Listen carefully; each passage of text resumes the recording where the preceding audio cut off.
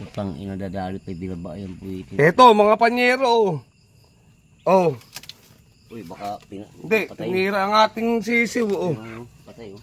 May ano na oh. Nakain na yung isa, busog yun. Oh, ha? Opo. Huwag yan, i-push yan. Pinatay mo yung ano eh. Hindi. Dapat sinuli pala natin. Alagaan.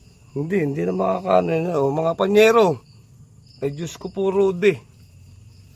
May lalaki pa na dali. Wala na. Wala na akong binaba eh.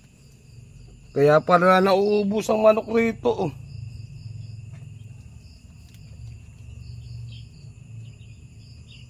Ano ko po, laki na aba oh. Ubos ang mga manok. Dali siya.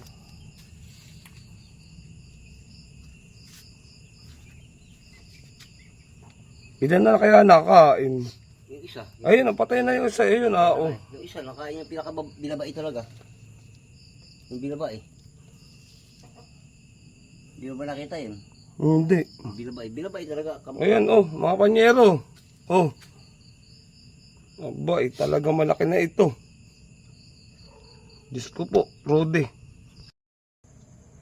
Oh, mga panyero oh. Nung una sa kwarto ni Utol, eh na oh. Baby. Ngayon, nagpakita na yung inahin oh. Ang baho oh ba. Nakakala naman ninyo oh. Baka meron pala sa loob. Panyero, boy, kahit di natin pwedeng bitawan pag lilingkisan ako nito eh. Ko, ba? Mas mahaba kasi natin eh. O yung hinubara natin.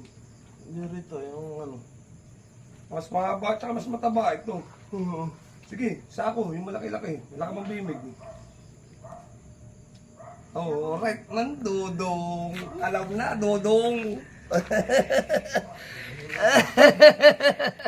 Alam na, Dodong. Hindi yung isa ko, yung isa ko makulat yun oh. Bago pa. Sayang tumalok oh. Lulutuin natin, hindi masasayang. Hindi naman nalulog yun eh.